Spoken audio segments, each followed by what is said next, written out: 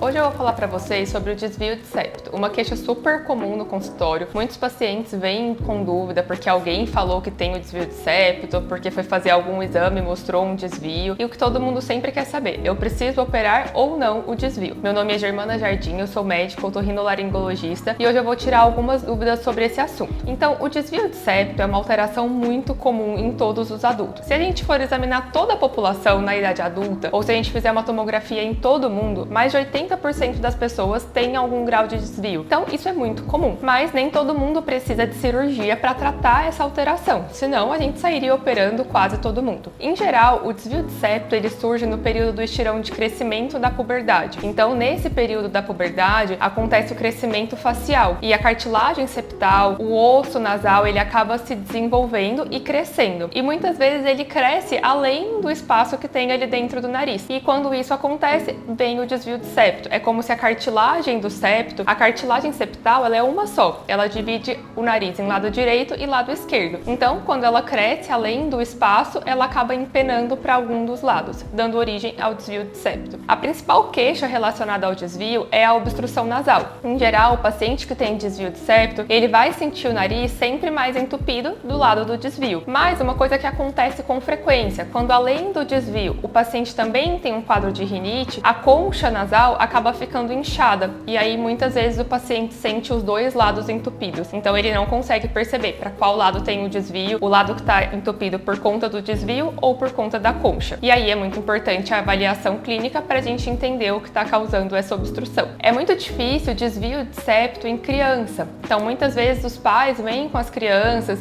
porque meu filho vive com o nariz entupido. Em geral, nessa idade a gente não tem desvio, a não ser que o paciente tenha tido algum trauma, ou na hora do parto, teve algum trauma de canal de parto, ou caiu quando era criança e bateu o rosto no chão, aí é um desvio traumático, mas via de regra, crianças não têm desvio de septo. Ele vai acontecer depois da puberdade. Uma vez diagnosticado o desvio, a gente tem que entender quais são os sintomas que ele causa, se ele causa alguma repercussão para aquele paciente ou não. Então, como eu falei, o principal é a obstrução nasal. Além disso, o paciente pode ter roncos noturnos e apneia do sono, que uma das causas é o desvio de septo ou nariz muito entupido. Inclusive aqui no canal a gente tem um vídeo sobre isso, falando sobre o ronco e a apneia do sono. Então, nesses casos, a cirurgia do desvio também a gente deve levar em consideração. Outro sintoma relacionado ao desvio de septo são as sinusites de repetição. Então, quando o paciente tem sinusites, o que acontece? Cada um dos seios da face, eles têm um ósteo de drenagem por onde sai toda a secreção que é produzida continuamente no nariz. O paciente que tem um desvio para um dos lados,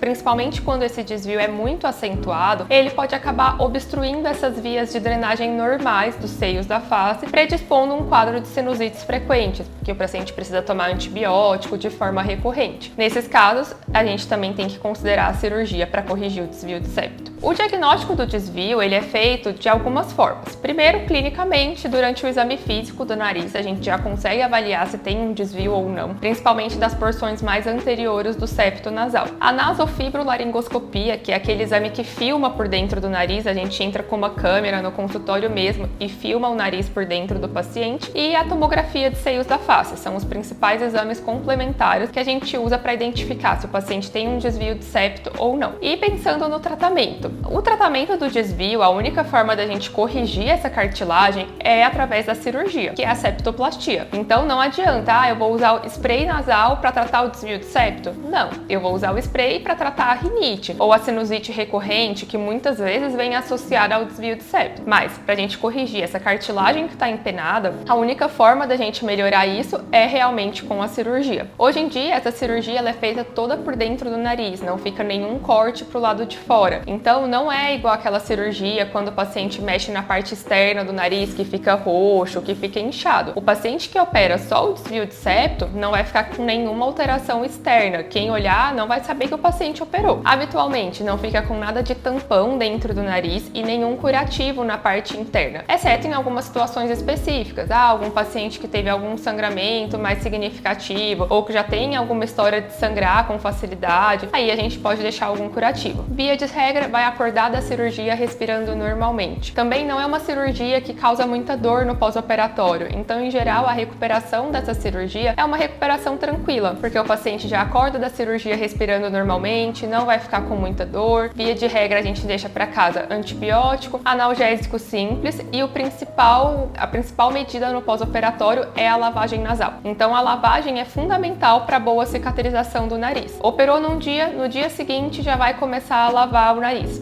E aí a lavagem pode ser com a seringa de 20 ml, com os sprays nasais de jato contínuo, as garrafinhas de lavagem nasal, a forma que o paciente conseguir lavar de forma adequada. Mas essa lavagem tem que ser feita várias vezes ao dia, pelo menos umas 4 ou 5 vezes. Por quê? O nariz ele cicatriza juntando secreção. Então é muito comum no pós-operatório os pacientes voltarem com 1, 2 semanas e falarem: ai doutora, eu peguei uma gripe, peguei um resfriado depois da cirurgia. E na verdade não é um resfriado, é só a secreção mesmo que o nariz produz durante essa fase de cicatrização. Então, nas primeiras 2 a 3 semanas, lavagem nasal várias vezes ao dia. Depois da primeira semana, já pode começar a suar o nariz bem de leve para não ter risco de sangrar e para ir ajudando a sair toda essa secreção. Atividade física, em geral, eu libero depois de 2 a 3 semanas, dependendo da cicatrização do paciente. Então, toda semana ele volta no consultório para a gente avaliar como está a cicatrização e do tipo de atividade física que o paciente pratica. Então, um pilates, uma academia mais leve já vai poder voltar na segunda semana. Agora corrida, uma atividade física mais intensa, mais aeróbica, a gente vai ter que esperar um pouquinho mais, tá mais cicatrizado para poder retomar. E em relação à alimentação, nenhuma restrição, que também é outra dúvida frequente, se precisa comer tudo frio, não tem nenhuma relação. Então, alimentação normal desde o primeiro dia da cirurgia. E essa cirurgia é um procedimento que, em geral, os pacientes operam de manhã e tem alta no fim do dia, não precisa dormir no hospital, então já vai para casa no mesmo dia da cirurgia. Bom, então lembrando que isso é um quadro geral aí do desvio de septo, habitualmente o que os pacientes sentem, como é a recuperação do pós-operatório, mas a gente não pode esquecer que cada paciente é um paciente, então a recuperação é individual, as queixas no pós-operatório são diferentes, o limiar para dor de cada um vai ser diferente, por isso que é importante passar com um médico de confiança, buscar um otorrinolaringologista da sua escolha para tirar todas as dúvidas do procedimento. E caso você ainda tenha alguma dúvida, deixe aqui nos comentários, me siga também no Instagram, entre em contato pelo link na bio que eu posso tirar todas as suas dúvidas e esclarecer qualquer outro questionamento.